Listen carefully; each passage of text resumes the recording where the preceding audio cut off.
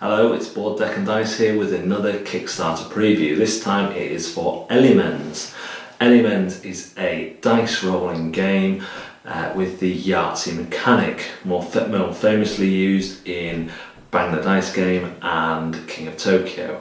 Now this game is actually quite different to both those games, despite being similar to King of Tokyo and that has large monsters, but you're actually playing as a shaman who's rolling the dice, and this will play in about 20 minutes with 4 players, but also you can play a 2-player game, which is a little bit different. In the 4-player game you are rolling your dice to cause combos that then let you remove dice from other players and make them weaker and less able to fulfill their combos.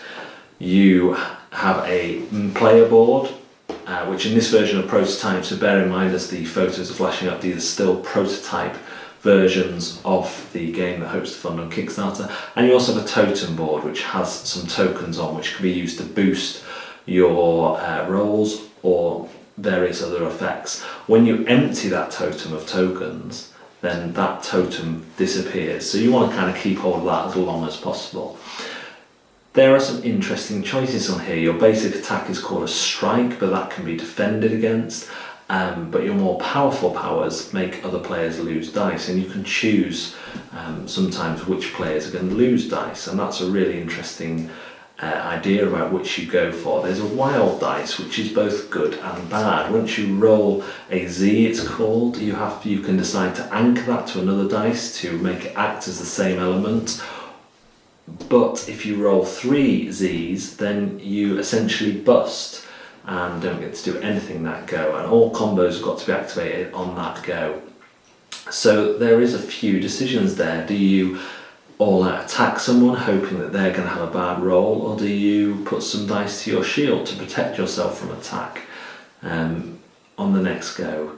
You play until there's only one player left with any dice. There is player elimination, but it's a very quick game, and unless everyone picks on someone, then the player elimination is all going to happen very quickly towards the end of the game.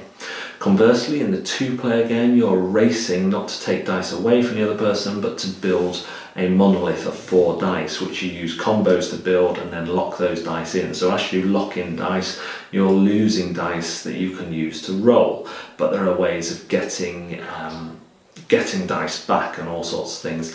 And there are two different style of board for this. One that lets you steal from other players, and one lets you return dice to a pool and then collect them again.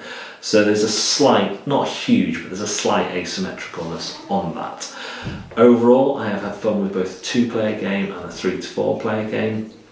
This plays a lot quicker than King of Tokyo or Bang the Dice game, and I could see you playing multiple games. What do I hope for the Kickstarter? Obviously for a component improvement, but I also hope that the rulebook gets a chance to be really looked at.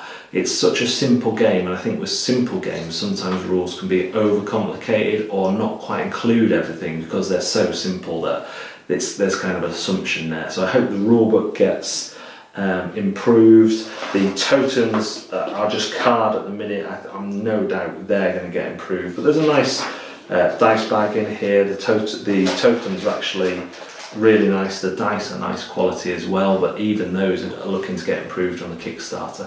So if you like dice rolling games, if you like them that are simple but have some strategy within them, I mean, this isn't a heavy game by any means, but you are making choices about where to assign your dice to and how to use your re-rolls, and whether there is an element of push your luck with the Z wild dice mechanic. So it's nice. It's kind of a light entry into all of those things.